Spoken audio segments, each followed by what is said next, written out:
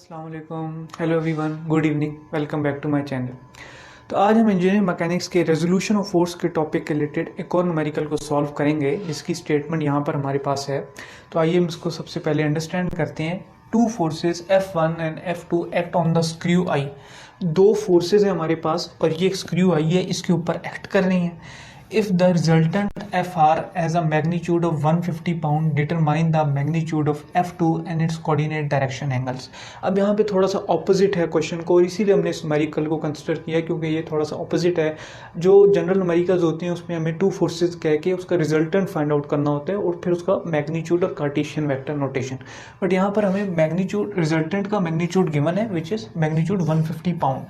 But हमने जो find out करना है वो F2 जो फोर्स है, F2 फोर्स का मैग्नीट्यूड एंड डायरेक्शन। अब ये देख लीजिए, अब ये हमारे पास F2 फोर्स है। सबसे पहले ये एक्स एक्सिस है and this is our horizontal Y axis and this is our vertical Z axis. ये एक्सिस है हमारे और इसमें जो है आप देख सकते हैं कि जो अल्फा एंग जो हमारे पास रिजल्टेंट है वो ये है Fr is equal to 150 pound. F1 जो है हॉरिजॉन्टल फोर्स है along the Y axis, it is of 80 pound. And जो हमारे पास F2 फोर्स है इसका मैग्नीट्यूड हमें नहीं पता, वो हमने फाइंड आउट करना है। बट हमें रिजल्टेंट फोर्स का मैग्नीट्यूड गिवन है 150 पाउंड है और ये एक पैरेललोग्राम बना रहा है।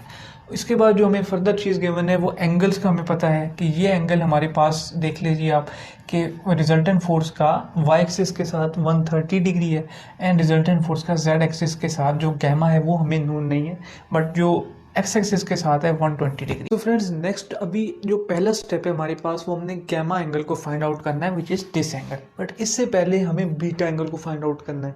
अब बीटा एंगल में आप ये देखिए कि 130 डिग्री ये एक एंगल बना रहा है फ्रॉम नेगेटिव वाई एक्सिस। अब हमें ये पॉजिटिव के साथ जो एंगल बना रहा है हमें वो चाहिए। तो उसके लिए ये है कि ये पूरी लाइन आप जानते हैं कितनी होती है। ये एंगल अगर मैं कहूँ तो ये एंगल कितना है हमारे पास 180 डिग्री। 180 डिग्री मीन्स के 180 डिग्री है तो ये हमारे पास 180 डिग्री माइनस 130 डिग्री हो जाएगा विच विल बिकम 50 डिग्री। तो इस तरीके से अगर मैं ये एंगल कैलकुलेट करूँ which is this angle between Fr resultant force and our Y axis, so it will become 50 degree. Direction cosines के रिलेटेड हमने एक फार्मूला लास्ट लेक्चर में भी पढ़ा था कि which is cos square alpha plus cos square beta plus cos square gamma is equal to 1। So in the case of 3D graph जो हमारे पास 3D एनालिसिस है उसमें हम cos square alpha plus cos square beta plus cos square gamma हमारे पास ये एक रिलेशन है, मैथमेटिकल रिलेशन। तो इसको मैं यहाँ पे लिख देता हूँ और इस रिलेशनशिप की मदद से हम अपना गैमा एंगल को यहाँ पर फाइंड आउट करेंगे। जब हमें दो एंगल को नोन हो तो हम तीसरे एंगल को इजीली फाइंड आउट कर सकते हैं। अब यहाँ पे आप सिंपली अपनी वैल्यूज पुट कर दें अल्फा की। Alpha is 120 degree, cos 120 degree का स्क्वायर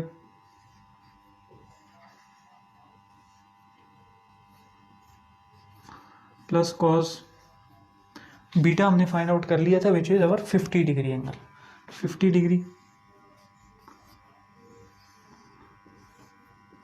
और नेक्स्ट हमारे पास कॉस स्क्वायर गैमा अननोन है, सो ये एज इट इज रहने दें और इज इक्वल टू 1। अब इसको आपने सिंपली सॉल्व कर लेना है और इससे हमारे पास कॉस गैमा की वैल्यू आ जाएगी। इस इक्वेशन को सॉल्व करने के बाद आपके पास जो आएगा वो कॉस स्क्वायर गैमा की अगर हम वैल्यू यहाँ पे फाइंड आउट करें तो cos square gamma will be 0.336। 0.336। Now you have to take square root because we have to find the value of cos gamma। तो cos gamma के लिए आप हम इसका स्क्वायर रूट ले लेंगे। जब हम इसका स्क्वायर रूट लेंगे तो यहाँ पर हमारे पास 0.5804 कुछ इस तरीके की वैल्यू आ जाएगी अप्रॉक्सीमेटली 0.5804। ये हमारे पास आ गया 0.5804 and plus minus sign is because the removal of square root. Square root को जब हम रिमूव करेंगे तो सारी बात है हमारे पास पॉजिटिव एंड नेगेटिव दो टाइप की रूट्स यहाँ पे डेवलप हो जाएंगी। उसके लिए प्लस माइनस का साइन यहाँ पे लगाना पड़ेगा। तो अब इसके बाद अब देखिए कि सिंपली इसका कोसाइन इनवर्स लेंगे तो हमारे पास गैमा एंगल फाइंड आउट हो जाएगा। उसी को मैं यहाँ पे लिख देता हूँ। हम गैमा कोसाइन इनवर्स ले लेते हैं तो उसके बाद जो हमारे पास वैल्यू आएगी it will be 54.52 degree, 54.52 degree. So ये हमारा जो है एक गैमा की हमारे पास वैल्यू आ गई। So friends this is the value of third angle gamma which we have found from the solution of this question cos square alpha plus cos square beta plus cos square gamma is equal to 1। तो चलिए अब हम इसके बाद further इसको solve करते हैं regarding the F2 force. अब नेक्स्ट जो स्टेप है हमारा फ्रेंड, वो रिजल्टेंट फोर्स को, this is FR resultant force को हमने रिजॉल्व करके कार्टेशियन वेक्टर नोटेशन में रिप्रेजेंट करना है। तो वो किस तरह करना है आइए देखते हैं। ये देख सकते हैं आप कि हमने इक्वेशन एक डिराइव की थी, हमने इक्वेशन पढ़ी थी लास्ट लेक्चर में कि F is equal to F into mu F.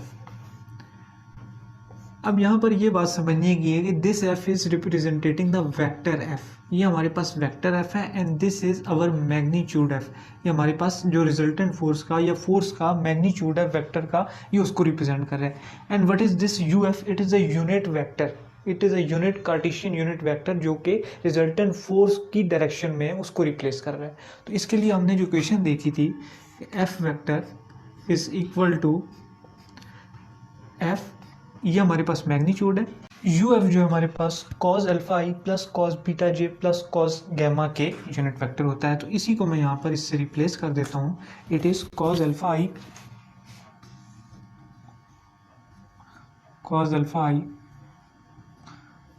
Plus cos beta j plus cos gamma के। बीटा j, अब नाउ i j के हमारे पास कार्टेशियन यूनिट वेक्टर्स हैं, cos गैमा के। तो ये हमारे पास UF के इक्वेशन है। इसके बाद सिंपली आप इसको इसमें प्लेस कर दें। F जो है आप जानते हैं हमारे पास मैग्नीट्यूड है which is equal to 150 pound, and cos alpha beta gamma की वैल्यू हमें पता है 150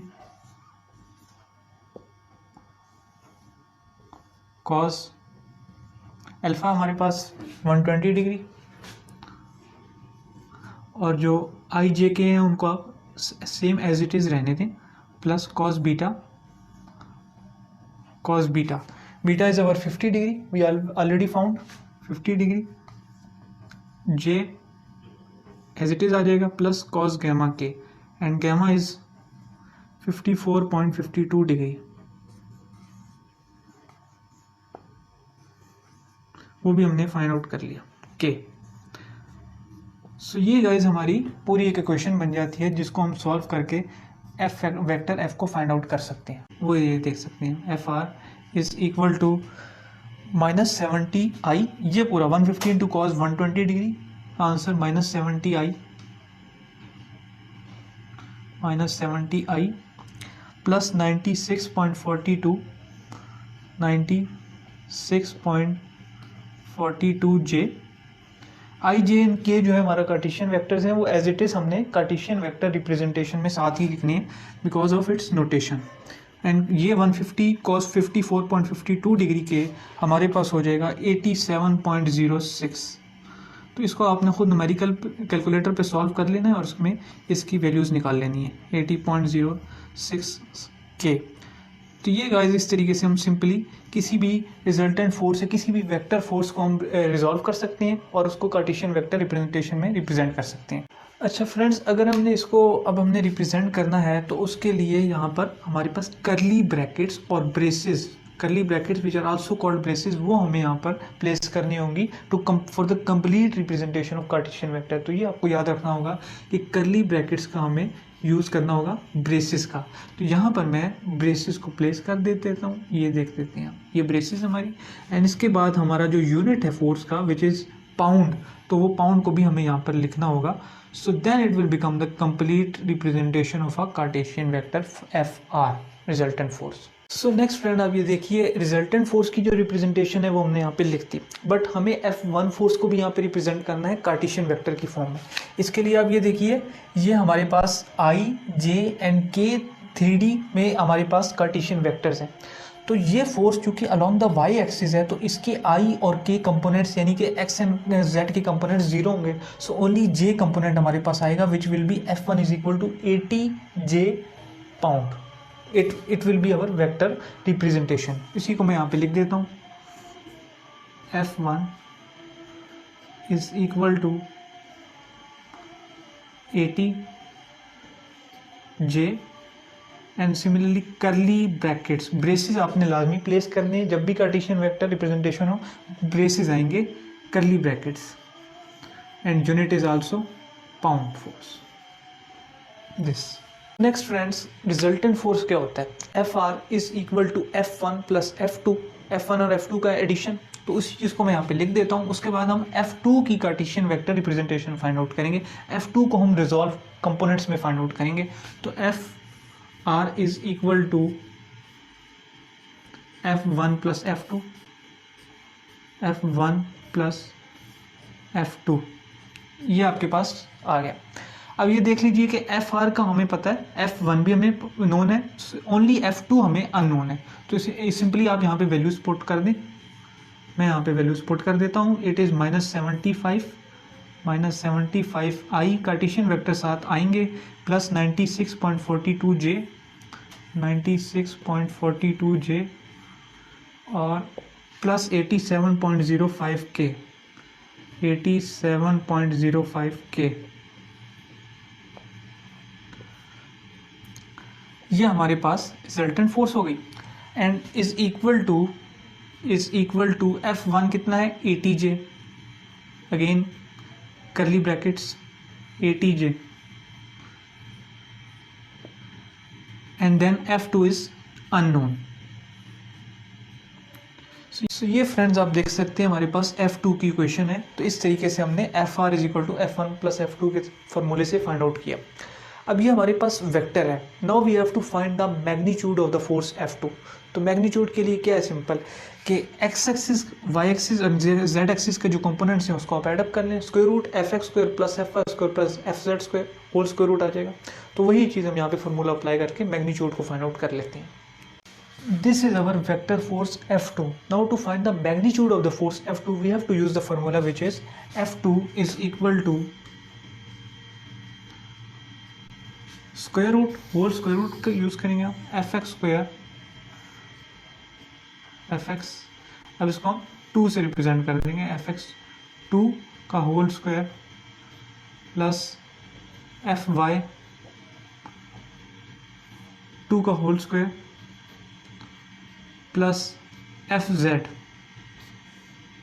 2 का होल स्क्वायर। अब इसके बाद क्या है? सिंपली यहाँ पे वैल्यूज पुट कर दीजिए। F2 is equal to square root F X is -75। अब मैग्नीट्यूड के लिए हम Cartesian vectors I J and K को यूज़ नहीं करेंगे। यहाँ पे सिर्फ -75 का स्क्वायर प्लस 16.42 का square which is our Y component, 16.42 का square and similarly F Z 87.05 का होल स्क्वायर।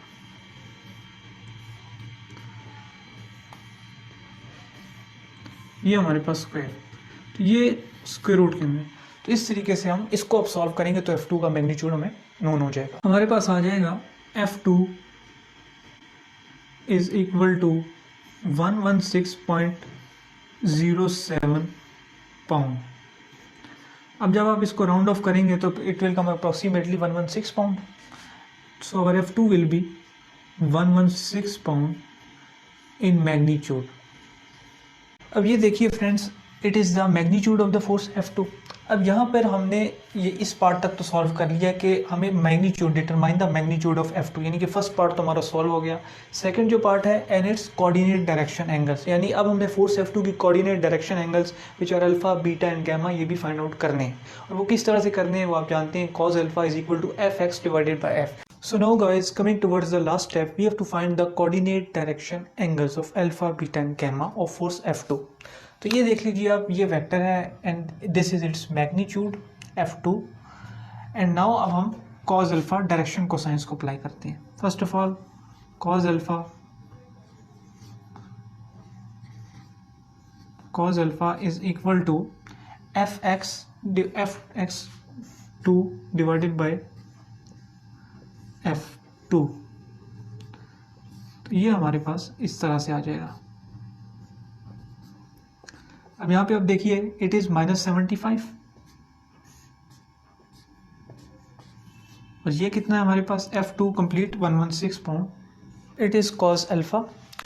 नाउ इसी तरीके से सेकंड cos बीटा को देखते हैं। cos beta is equal to F Y, ये हमारे पास वाई कंपोनेंट है, F Y two divided by F two. अब इसके बाद देखिए आप कि एफ वाई हमारे पास 16.42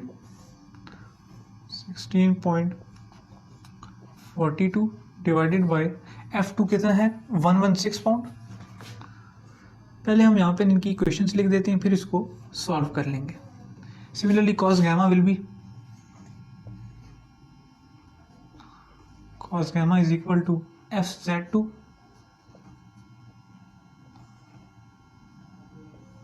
डिवाइडेड बाय f2 मैग्नीट्यूड, ये हमारे पास मैग्नीट्यूड्स हैं, इज इक्वल टू 87.05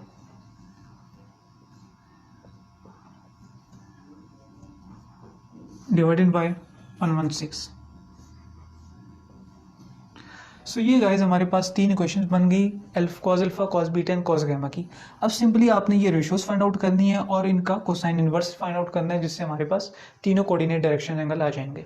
चलिए कर लेते हैं। सो फ्रेंड्स, ये हमने पूरा प्रोसीजर करके सॉल्व कर लिया। Alpha is equal to cosine inverse, इस रेशियो को हमने फाइंड आउट किया तो हमारे पास आया 130.25 डिग्री। अब इसको आप राउंड ऑफ करके 130.3 डिग्री भी कर सकते हैं, 130.2 डिग्री। और इसको आप जो है देख सकते हैं, बीटा हमारे पास 81.87 डिग्री आ गया, ये 81.9 डिग्री भी हो सकता है, and it is 41.4 degree. So ये तीन हमारे पास alpha beta gamma coordinate direction angles की वैल्यू है, which we have found our direction from our direction cosines. तो यहाँ पर आप लोग देख लीजिए कि इस तरीके से हमने पूरा न्यूमेरिकल कंप्लीट कर लिया। फर्स्ट ऑफ ऑल आप देखिए कि हमने डायग्राम को समझना होता है। डायग्राम के बाद हमने देखना था कि हमें F2 फोर्स को फाइंड आउट करना था। तो पहले हमने वो गैमा एंगल फाइंड आउट किया फॉर रिजल्टेंट फोर्स। फिर रिजल्टेंट फोर्स के बाद हमने FR is equal to F1 plus F2 के थ्रू अपना फोर्स F2 का वेक्टर फाइंड आउट किया। फिर उसके बाद उसका मैग्नीट्यूड फाइंड आउट किया, तो ये हमारे पास force F2 and this is its magnitude. उसके बाद सिर्फ जो है डायरेक्शन कोसाइंस के फॉर्मूलाज लगाकर हमने अल्फा बीटा गैमा की वैल्यूज फाइंड आउट कर लें। तो गाइज ये न्यूमेरिकल इस तरीके सॉल्व हो जाता है। तो आज की वीडियो में इतना ही। अगर आपको ये वीडियो पसंद आई है तो और ये लेक्चर जो है समझ आया है तो काइंडली मेरी वीडियो को ज़रूर लाइक कीजिएगा एंड इस चैनल को ज़रूर सब्सक्राइब कीजिएगा। तो मिलता हूँ फिर आपसे अगली वीडियो में, तब तक के लिए बहुत शुक्रिया, थैंक यू एंड अल्लाह हाफिज़।